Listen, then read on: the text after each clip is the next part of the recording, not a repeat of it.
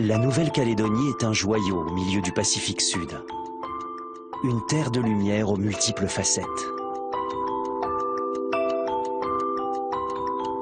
Des îles coralliennes aux îlots balayés par les embruns, des forêts sèches aux forêts humides, des plaines aux montagnes.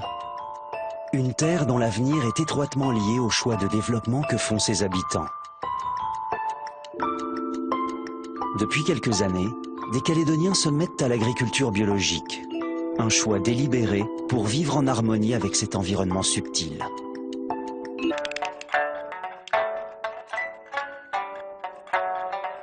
95% de la surface agricole de Calédonie est vouée à l'élevage. Sur l'îlot Peun, au large de Boulou-Paris, Sébastien et Savina ont choisi l'élevage biologique. Pour eux, bio rime avec respect de l'animal et respect de soi.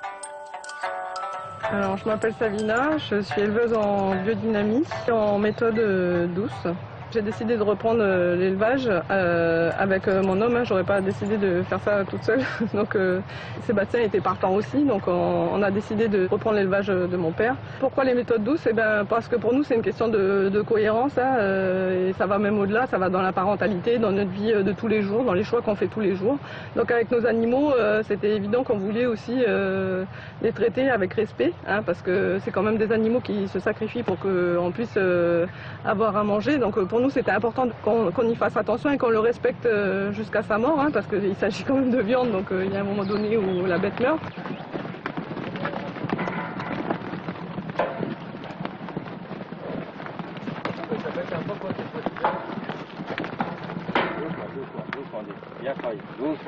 Doucement, doucement, moi je passe pas à la porte.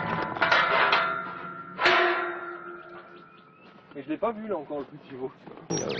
C'est pas intuitif la méthode sans stress, c'est-à-dire qu'on a une approche de l'animal. Quand on veut faire avancer un animal, traditionnellement on va se mettre derrière pour le faire avancer. Alors qu'en méthode douce, on apprend justement que l'animal se retourne vers son prédateur parce qu'il nous juge comme tel quand on rentre dans sa zone de confort. Et donc si on le pousse, il va se retourner en nous regardant pour savoir d'où vient le danger. Pour faire une image par rapport à l'être humain, si quelqu'un se place dans la rue à 50 cm derrière vous et vous suit pendant 10 mètres, ou voire moins, vous allez rapidement vous retourner pour savoir ce qui se passe et s'il y a un danger qui vous attend ou pourquoi ce malade entre guillemets vous suit. Pour les vaches c'est pareil, c'est tout bête, c'est juste une question de compréhension de comment fonctionne l'animal et comment on peut interagir avec lui pour que ça se passe bien.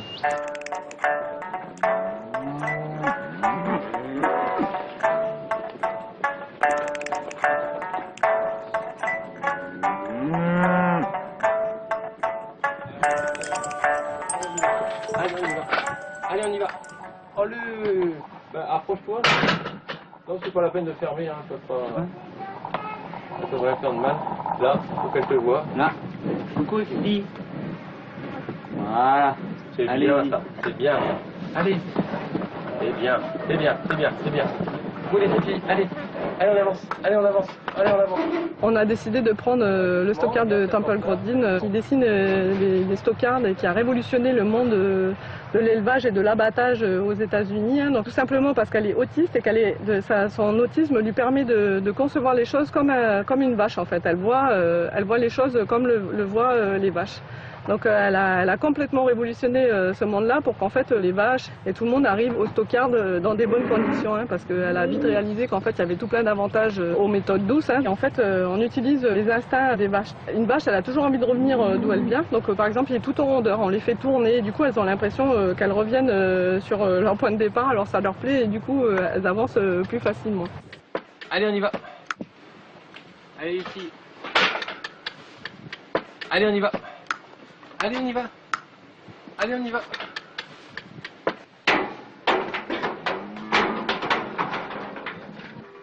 Quand les animaux rentrent, il faut éviter qu'ils nous voient parce qu'on leur fait peur, on rentre dans leur zone de confort. Donc on a adapté nous-mêmes ces petits plates de bois pour pas qu'ils nous voient. Donc si on passe à l'intérieur, on ne voit pas l'extérieur. Nous on les voit, mais eux ne nous voient pas. Alors je vous dis le numéro que je vois. Ouais. C'est quoi? On a les numéros. 22 74. C'est les tout derniers ça. Allez, allez. Ils ont été marqués la dernière fois, c'est 22,74, 22,65. ça y est, je l'ai celui-là. Le bio, c'est une grande famille. Donc, nous sommes le seul élevage certifié bio aujourd'hui de bovins et de poules en Nouvelle-Calédonie. Mais un des vœux de l'agriculture biodynamique et un des fondements, un des piliers, c'est de mieux nourrir les êtres humains, les animaux aussi par ricochet, pour qu'ils soient en meilleure santé et prennent des meilleures décisions. Et qu'un homme mieux nourri avec des produits sains aura des comportements vis-à-vis de ses semblables, vis-à-vis des animaux plus sains.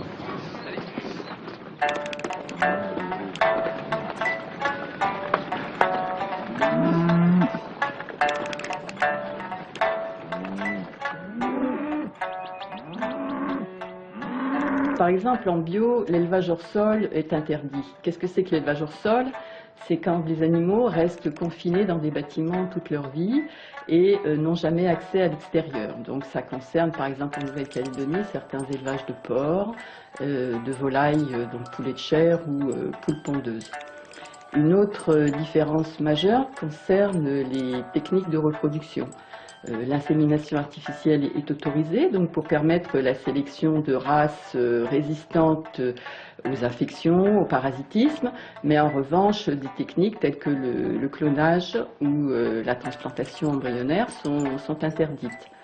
Enfin, concernant la prévention des maladies et puis les traitements vétérinaires, quand un animal est malade, on préférera en premier le soigner avec des techniques et des produits naturels.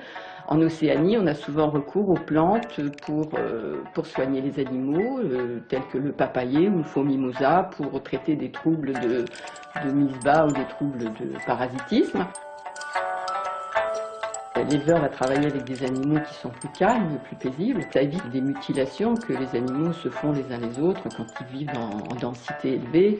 Je pense aux cochons et aux poulets, par exemple, qui pratiquent le cannibalisme. Donc on est obligé de leur couper la queue pour les cochons ou de leur épointer le bec pour les poulets. Un autre avantage aussi, c'est que la qualité du produit, de la denrée alimentaire qui sera effectivement rendue au consommateur, sera meilleure.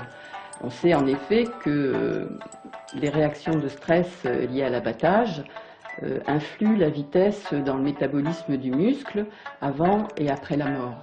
Donc, moins un animal aura été stressé durant son existence, meilleure sera la qualité de sa viande. Simple à mettre en œuvre, mais qui ouvre de nouveaux chemins pour les futures générations et l'avenir de notre planète.